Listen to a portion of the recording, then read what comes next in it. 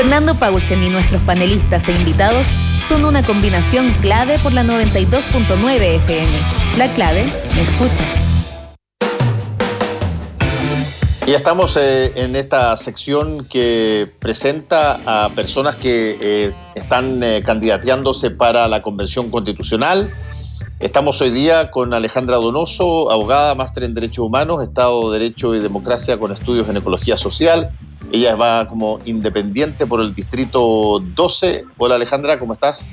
Hola Fernando, buen día. ¿Bien y tú? Y estamos también con Juan Pablo Rodríguez, abogado de la Pontificia Universidad Católica de Valparaíso, profesor ahí además, y que va como independiente en cupo de Chile Vamos en el Distrito 7. Juan Pablo, ¿qué tal?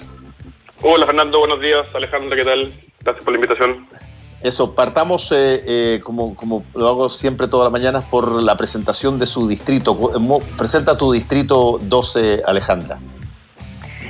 Bueno, el Distrito 12 es un distrito que está en la naciente, en la parte alta de la cuenca del Maipo. Abarca las comunas de San José de Maipo, Pirque, La Florida, La Pintana, Puente Alto.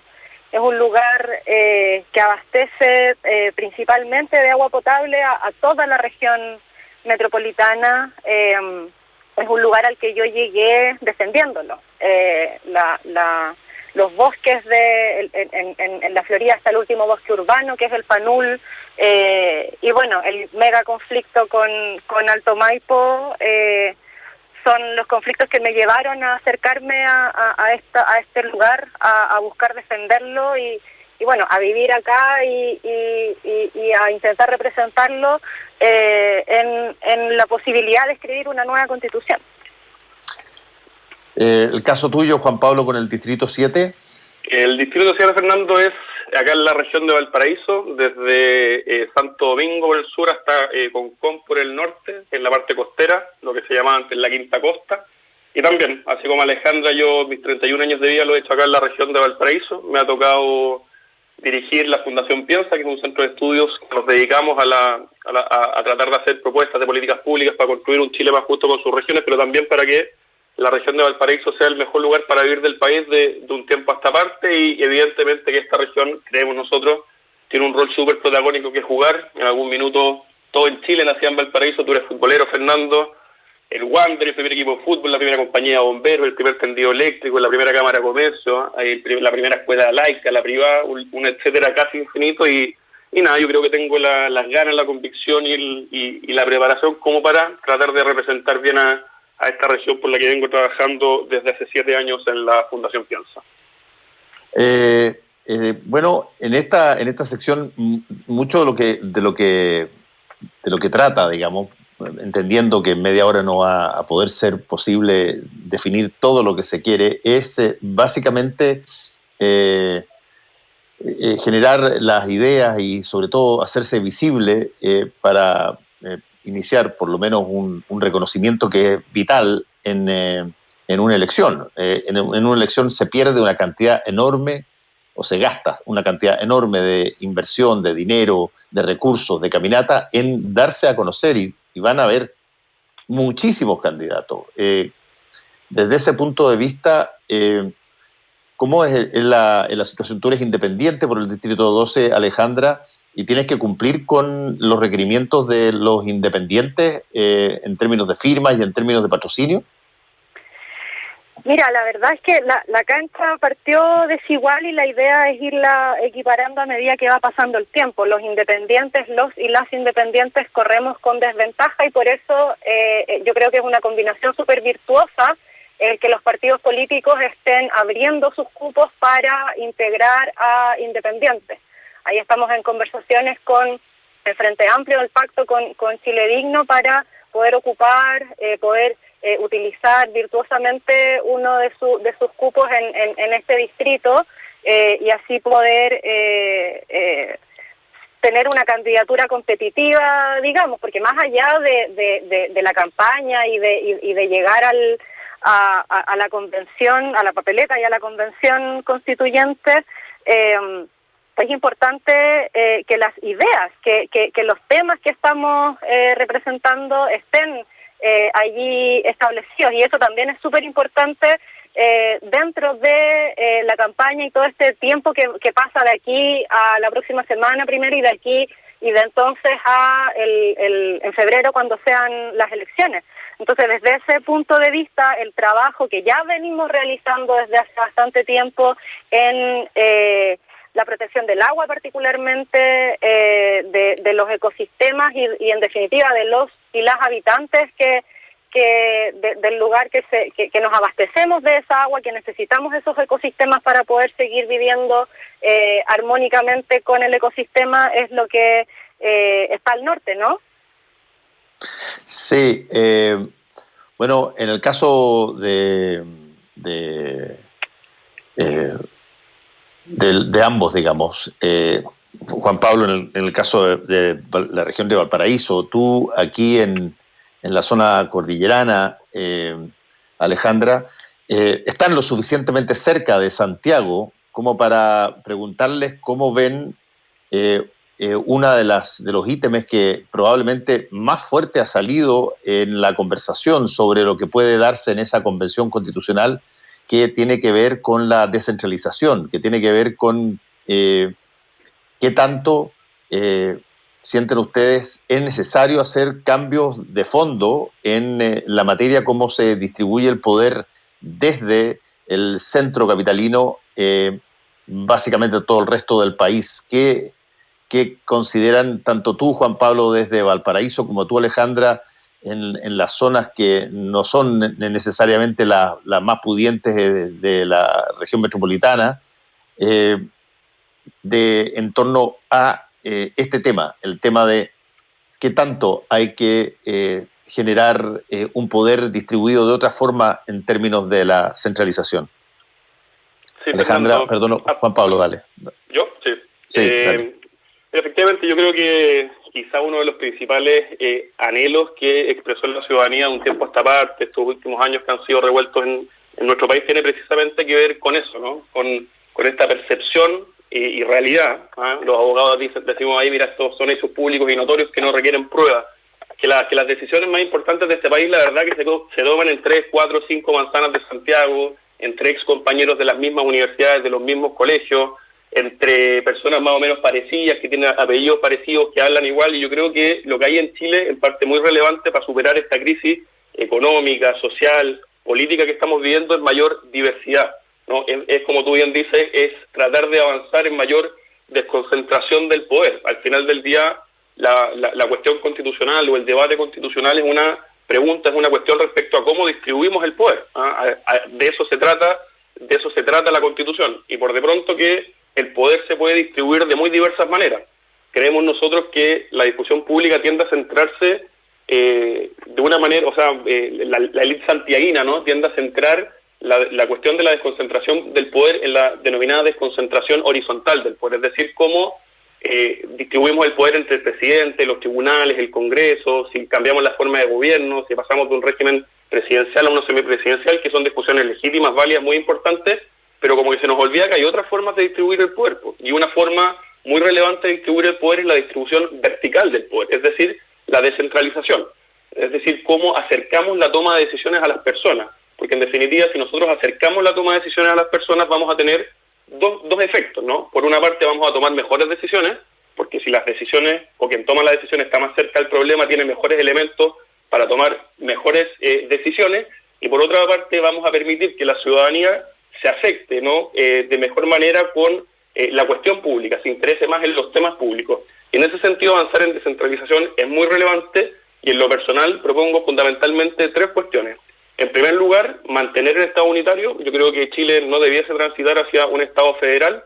Hay fracasos del proyecto federal históricamente en Chile, no tenemos la escala, pero sí creo que hay que avanzar y establecer en la Constitución que Chile debe ser un Estado unitario descentralizado, una suerte de fórmula intermedia. En segundo lugar, creo que el proceso que está viviendo Chile de atomización de sus regiones, es decir, de avanzar cada vez más a más regiones y más chiquititas, es contraintuitivamente contrario a la descentralización. ¿Por qué? Porque en definitiva cada región ahora tiene menos poder específico respecto a Santiago. En lenguaje maquiavélico, divide y vencerás, ¿no? Entonces yo creo que hay que avanzar en el sentido inverso, hacia macro regiones, 6, 7 grandes regiones en Chile que tengan el tejido social suficiente para poder ser un contrapeso efectivo respecto de Santiago. Y en tercer lugar, creo yo que la Constitución tiene que establecer o ratificar, ¿no?, que el Estado está al servicio de la persona humana, que la finalidad del Estado es proteger la libertad de las personas para trabajar por ellas, ¿no? Y ayudarlo a quien lo necesita. Y en ese sentido, el Estado es un instrumento para las personas, y una de las grandes reformas que tiene que estar en la Constitución es la de la modernización del Estado, y la modernización del Estado tiene una patita muy vinculada con la descentralización, cual es que tenemos que llevar el Estado del siglo XIX al siglo XXI, pero especialmente nuestras municipalidades, que ciertamente a quien le haya tocado entrar a una municipalidad en Chile, que es la forma con la que las personas se relacionan con el Estado, tenemos que modernizarlas y tenemos que hacer que dejen de ser una caja negra pagadora de favores políticos y pasen a ser un instrumento ágil, transparente, con sistemas de rendición de cuentas, que le metamos alta dirección pública y un largo etcétera, para que el Estado pueda llegar bien y pueda en definitiva cumplir su rol, que es estar al servicio de la persona. Sí, ¿y cómo lo ves tú?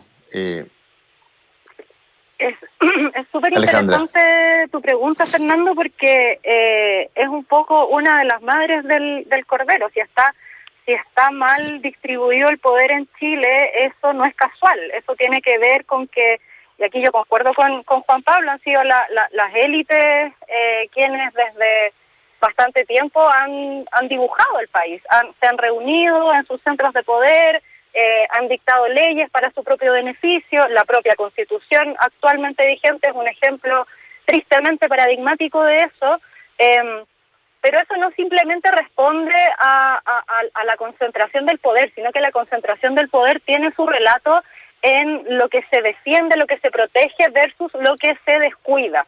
Y en Chile, lamentablemente, lo que se protege es la iniciativa privada por sobre el bien común. Yo está de acuerdo parcialmente con Juan Pablo, pero yo discrepo en que el fin del Estado no es proteger la libertad por la mera libertad. El fin del Estado es promover el bien común, y en eso ha fallado este Estado sistemáticamente. Entonces tú tienes hoy día una regionalización que responde básicamente y netamente a el extractivismo, a cuáles son los recursos naturales, los mal llamados recursos naturales, de los cuales depende la economía mundial. Chile está en el sur global, o sea, exportamos materia prima, empobrecemos todos los territorios, acabamos el agua, acabamos los bosques, acabamos el suelo, vamos arrinconando a las personas hacia la periferia, mientras unos pocos bolsillos se perpetúan enriqueciendo. Entonces, desde ese punto de vista, la descentralización pasa también por considerarnos parte del ecosistema, los seres humanos, al igual que los bosques y que el resto de las especies, habitamos un mismo planeta, un mismo lugar, y tenemos que poder convivir de esa manera. Y allí entra en juego algo súper relevante que se ha discutido algunas veces previamente, pero que está una discusión aún en pañales, que es la gestión integrada de cuencas. En Chile hay 101 cuencas que van desde la cordillera al mar, y otras tantas cuencas que están entre medio. La cuenca es de lo que depende el ser humano y todo el hábitat. Todos quienes habitamos, insisto, humanos y otras especies también, dependemos del agua y dependemos de las cuencas. Lo que hoy día sucede es que el uso del agua, de los bienes comunes naturales, no dependen de las necesidades de las personas, no dependen de las necesidades comunes que tenemos de manera democrática, sino que dependen de usos económicos que se le han dado a los bienes comunes y a los bienes naturales. Entonces, ahí está el problema, por ejemplo, el origen del problema de la escasez hídrica. Tenemos un gran problema de sequía, estamos enfrentando una de las peores sequías de los últimos tiempos, estamos frente a una emergencia climática que no tiene ningún parangón, que ha sido ocasionada precisamente por la irresponsabilidad con la cual se han tratado los bienes naturales comunes, pero también hay un problema en la escasez hídrica que tiene que ver con la mala repartición y la antidemocrática repartición de los usos del agua. Hoy día la cuenca está sobreotorgada. En el caso de Valparaíso, Juan Pablo lo sabrá, esa cuenca está sobreotorgada 7,2 veces. O sea, el agua ha sido utilizada y depredada, y el 2%, o sea, los usuarios, tenemos que pagar la cuenta del agua todos los meses, cuando lo que sucede es que los grandes usuarios del agua son las grandes forestales y las grandes agricultoras que, no estoy hablando de las pequeñas huertas familiares ni comunitarias, me refiero a las grandes empresas que exportan madera, que exportan celulosa, que exportan fruta, para, bueno, incrementar el Producto Interno Bruto, pero al final la repartición de los beneficios económicos es inequitativa, pero se aprovecha gratuitamente de algo que es común, que es el agua en este caso. Entonces, sí, hay que descentralizar, hay que repartir el poder. En Chile el poder está demasiado concentrado, pero eso también tiene un punto de vista geográfico, tiene un punto de vista ético y ecosistémico que hay que atender, y yo creo que la Constitución es una súper buena oportunidad para hacernos esas preguntas, atendido el contexto político y el contexto climático en el cual nos enfrentamos. Las comunas del distrito viven, muchas de ellas en la ruralidad, entonces hay también ahí un empujar esas comunas hacia una marginalidad, y eso no está bien. A ver, desde el punto de vista de la expectativa, Juan Pablo y Alejandra, desde el punto de vista de la expectativa, ¿cómo te imaginas tú esa convención constitucional? ¿Te la imaginas? Me imagino que se te ha pasado la película por la cabeza. ¿Se te imagina como una discusión asambleística, como tú ves, a pesar de que hay una cantidad enorme de apoyo técnico asociado a la convención, la cantidad de personas que postulan da las posibilidades de que, y eso además probablemente sería beneficioso, pero que llegaran a constituirla personas tremendamente distintas en términos de su historia, o tremendamente distintas algunas de ellas en términos de sus circunstancias. ¿Cómo te imaginas esa convención? Sí, me gustaría, Fernando, responder esa pregunta tomando algo que dijo la Alejandra respecto, porque yo creo que ahí hay una de las principales disputas que se va, disputas bien entendidas, porque yo creo que la convención tiene que ser un ejercicio de acuerdo, ¿no? Si no estamos perdidos, tiene que ser un ejercicio en el que tratemos de dar una constitución a todos, que efectivamente la construyamos entre todos y que nos pueda representar a todos. Porque la Alejandra decía, mira, no estoy tan de acuerdo o discrepo respecto a Juan Pablo de esto, es que el deber del Estado es, o de la Constitución, reconocer y proteger la libertad de las personas, porque tendría que avanzar y trabajar por el bien común. Yo creo que plantear esa tensión es problemático, ¿no? Es problemático porque evidentemente, o a mi juicio, para no ser categórico, la persona es ontológica y teleológicamente superior al Estado. Es ontológicamente porque las personas estamos antes que el Estado, ¿no? Sin personas no existe el Estado. Y es teleológicamente, es decir, en lo relativo a los fines, superior al Estado, porque las personas tenemos una finalidad metafísica, trascendente, si uno quiere, que el Estado no tiene, ¿no? Por lo tanto, el rol del Estado desde su origen, digamos, es precisamente la protección de la libertad de las personas, por de pronto, para promover el bien común, pero no como que sean unas finalidades antagónicas. Creo que ahí puede esconderse, quizá o de repente, anacrónicas recetas colectivistas que tienden a poner el colectivo sobre la individualidad de las personas, y que la historia nos enseña, no han hecho en la historia más que repartir miseria y pobreza. ¿Y qué creo respecto de cómo va a funcionar la Constitución y por qué lo vinculo con lo que acabo de decir? Porque yo creo que hay un riesgo muy alto de que, dada esta diversidad, dado este muy buen afán que existe de mucha gente de participar en la convención, y que lo celebro, de que hoy día estamos viendo una suerte como de política de causas, ¿no? La gente como que se mueve por las causas, mira, están los ambientalistas, están los regionalistas, están los animalistas, los tales, los cuales.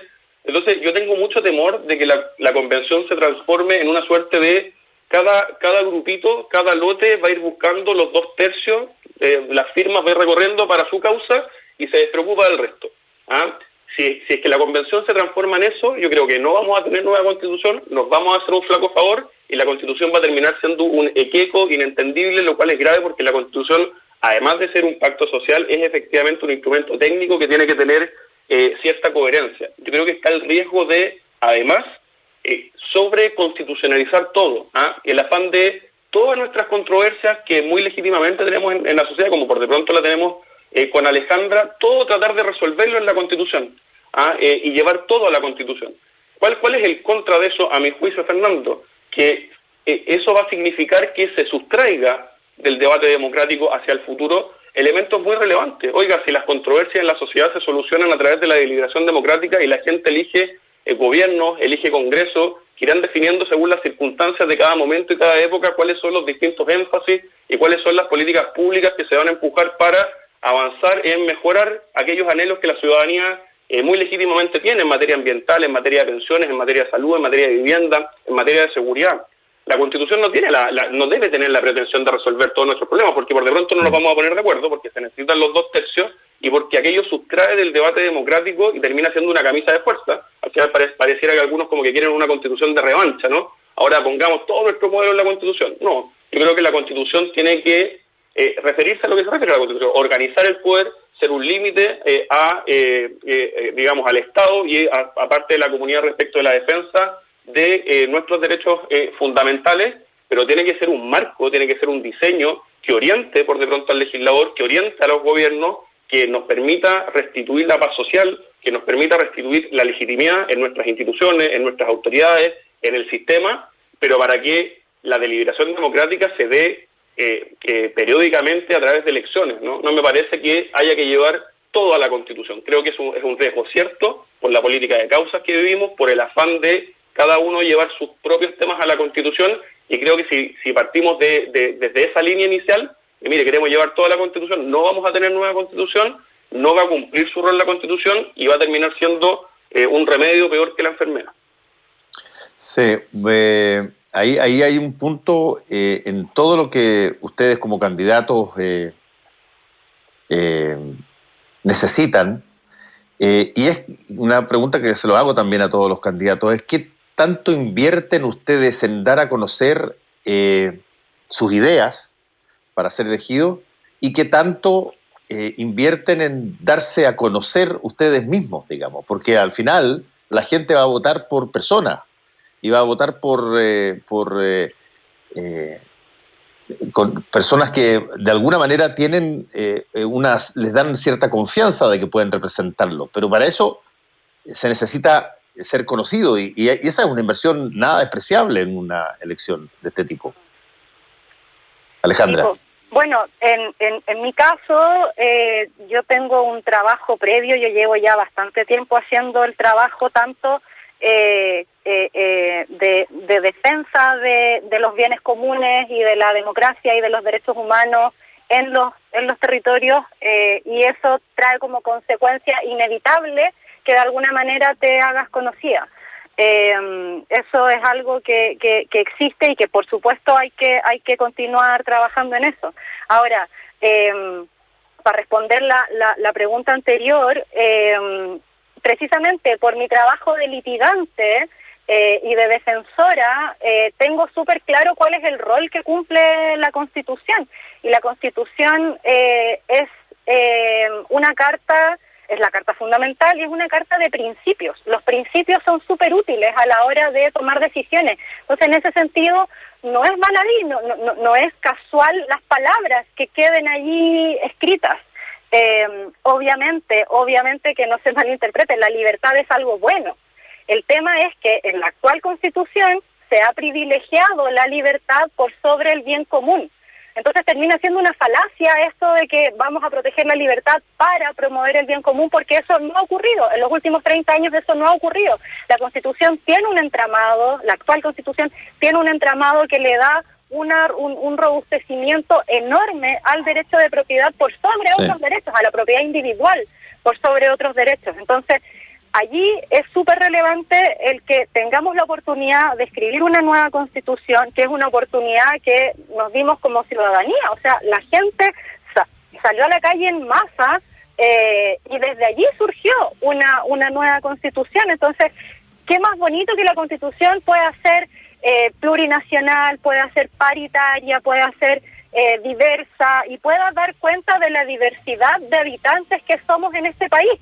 Yo estoy de acuerdo en que no es una discusión de trincheras, eso no tiene sentido democrático, es una discusión con altura de miras donde vamos a poder conversar sobre los temas más relevantes, que claro, el detalle no va a quedar en la Constitución, pero sí los principios básicos, como por ejemplo la promoción del bien común, la protección de los bienes naturales comunes, el agua como derecho humano, obviamente el reconocimiento de nuevo de que somos un país multicultural, que no somos una élite escribiendo una Constitución para gobernarnos a nosotros mismos mientras el resto de la gente se muere de hambre. La pandemia nos mostró claramente cómo son las falencias que tiene el país estructurado como está estructurado. La cantidad de leyes de reforma constitucional que se tuvieron que dictar en el periodo para hacerse cargo tanto de la posibilidad de escribir una nueva constitución como de la pandemia en sí misma, da cuenta de que esta constitución no tiene vías democráticas. Es una constitución hecha de manera antidemocrática y eso es algo que sí podemos superar en la nueva constitución. Desgraciadamente se me acabó el tiempo. En esta media hora, Alejandra y Juan Pablo, les deseo la mejor de las suertes y que en una de esas se encuentran, quién sabe, ahí sentados uno al lado del otro en la Convención Constitucional. Que les vaya muy bien. Muchas gracias, Fernando. Muchas gracias, Fernando. Chao. Saludos, Juan Pablo. Saludos, Alejandro, que estés bien. Volvemos con Combinación Clave. La clave me escucha.